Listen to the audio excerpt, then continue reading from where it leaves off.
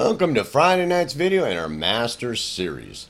This is the 10th video in our Masters series, the 4th video in our recording phase, and the 2nd video in our setting up our session. And the last session we got to the point to where we had opened up our DAW and selected the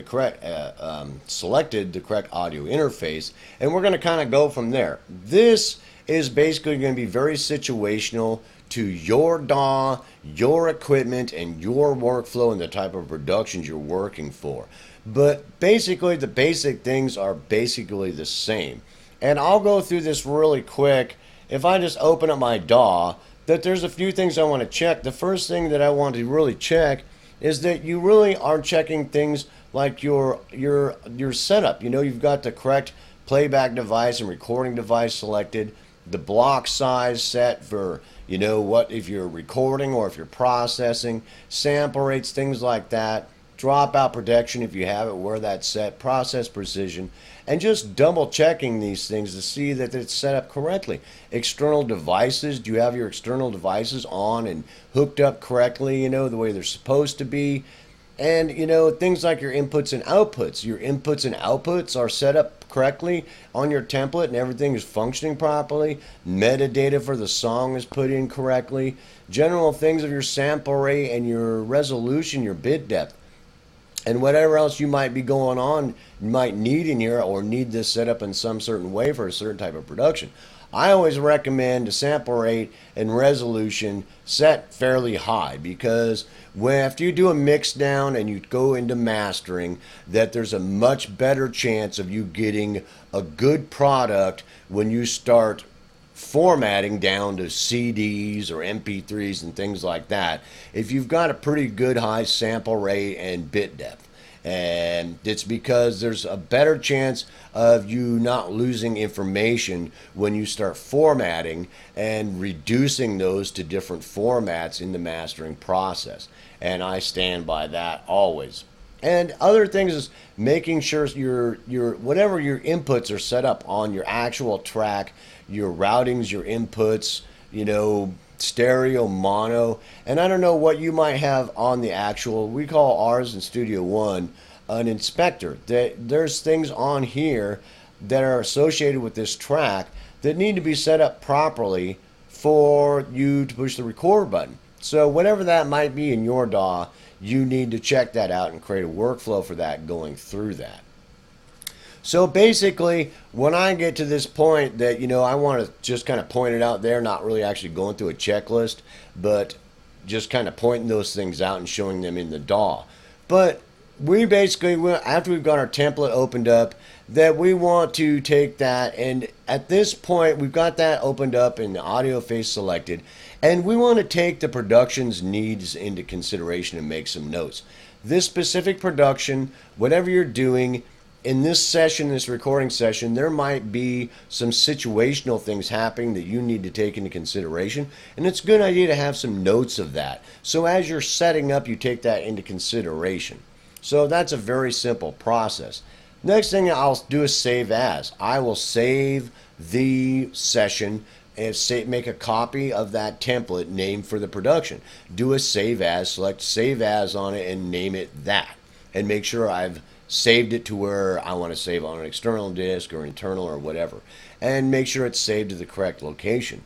Now, really quick, I want to go through this.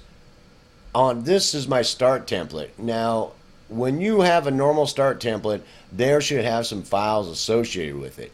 Normally, at least a cache, history, media, and song files inside of that folder. But I also create a master file, pre-MIDI processing to save MIDI files before I break them down to audio, which I almost always do, rough draft files of any tracks and things like that, edited files that I've taken outside of the DAW to other pieces of software for editing, keep a copy of pre and post editing in that other software when I'm cleaning things up. Song files and stages. I mean, I save the recording stage, the editing stage, the first phase processing stage in separate folders, and sometimes I'll actually save mixing stages also, but those are the most important. If I make sure that if I have to go back there, that those files and any associated audio files are there with them.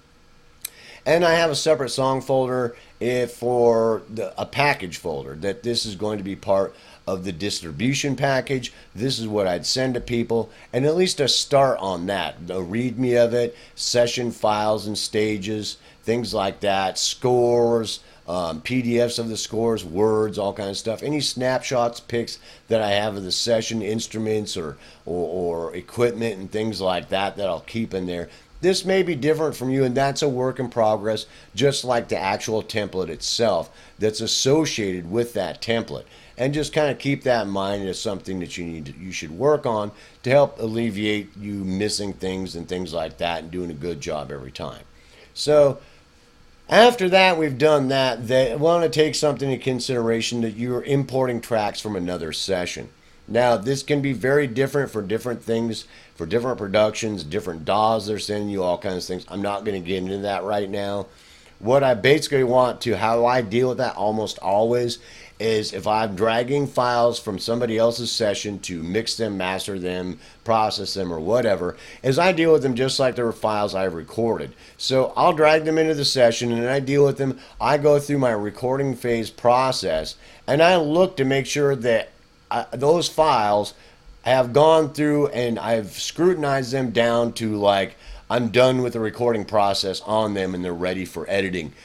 Naming files, naming tracks, routings, everything that I would go through. So when we go through the recording phase process, you'll see that I would be checking all that stuff is done and done properly, and checking the track for visual problems or auditory problems and things like that, to check it off that it's ready for editing. And I normally keep that very simple in my mind, so I don't make a real mess out of just dragging somebody else's files in there to get them ready for editing. I just deal with them like they're files I recorded myself that I drug out of some other file in my computer, and I go through them and check them just like they're a recorded file that I recorded myself, to make sure they meet everything I need them to meet before I send them into the editing phase. So that's very simple. Now the next thing is I'll time the session. I have a timer on each session, so I'll set the timer and start the timer. Then I'll start going through and checking the metadata that we talked about and looked about, for this production, the songs tab. And then the song set up, making sure the audio device is set up properly, record and playback device set up, the device block size is set up properly, low for, if you're recording, higher for processing and things like that. And making sure I'm checking anything else that might be specific to that DAW to make sure that everything else is set up properly there. And the song setup, the sample rate and the resolution bit depth, and I kind of talked about that. And checking the time base, for me and my DAW, it's set to bars normally. And the start and approximation of start and end markers. And then I'm always checking this, any other information that I might need to check in case I miss nothing. I just kind of look around. When I open up a pop-up window, I always just kind of look around, make sure am I missing something. And for this production and this In my DAW, I can set the key as well as the tempo, so I make sure that's set up properly. And then I go into my input and outputs, and I make sure they're set up properly, taking the production into consideration. And then I think about any bridging I might be able to do, having to set up other outputs or inputs or things like that from other pieces of software, other pieces of hardware, whatever, and take that into consideration and make sure that it's available or set up in case I need it for this type of production. Now, that's very simple. Now, that's going through it's a brand new session, and we talked this down here from this pink area I'm opening up a current section. So some of these things might be checking off just like I was checking them off up here, and a repeat of them because this is a current session. And sometimes this is a brand new session, and sometimes it's a continuation of a session in process. So you would have to know my workflow and be in the studio with me a while to understand that I know that I've done this and it's either a brand new session or a session I'm working on. that I'm checking these things out. And we had talked about that normally I hide all other tracks and buses in my console and in my event window for where my track is, and in my console where my mixing buses all are. I clean that all up so that I'm just looking at stuff that I need to. That I'm not there's not a bunch of stuff on the window that I'm looking at. I'm only looking at stuff that I need, that I'm working with at this moment. So I hide and clean up everything else so it's out of the way, for that I'm just dealing with this one track. And so I'm making sure my track is active. The track is created and active. Recording to what thing? I recorded to my song file here, but I had it set up to where I had two folders. One was a rough draft folder and a song folder, because I like to compose in my compositional software with my instruments in here, and I'll fuss around recording rough drafts into a different folder that I may drag into here, or I may record new stuff after I've got it to where I'm pretty happy into an actual song folder. But you'd have to make up your mind. I stopped doing that for the time being, and I'm just working in the song folder, and I don't have a rough draft folder, but it might be a workflow for you that works really well.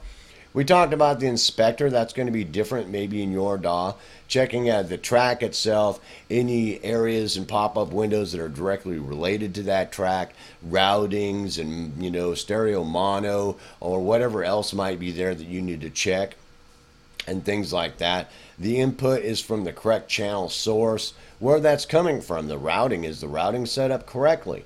And I'll put a VU meter and a level meter on each one of my tracks, that you can basically see that on each one of my tracks, normally there is both of these things happening.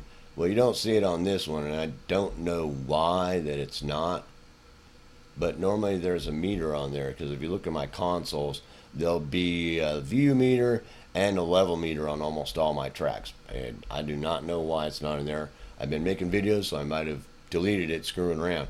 So anyway, normally that will be happening.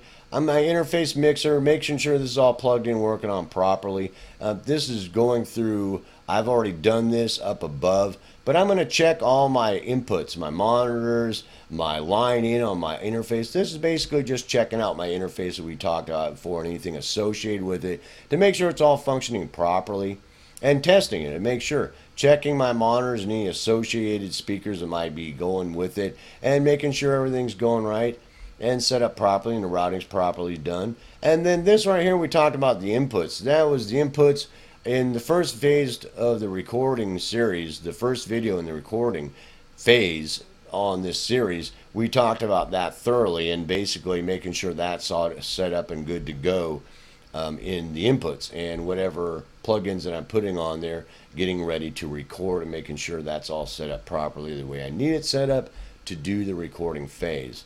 And then I just go through and recheck the signal flow of everything, making sure everything's set up properly and done properly. Now, this may or may not be the way you're going to have it completely set up, but it's a good place to start. So you start making your own notebooks and your checklists and your workflows and your processes to get ready to go right into the recording process, which you may recheck things again.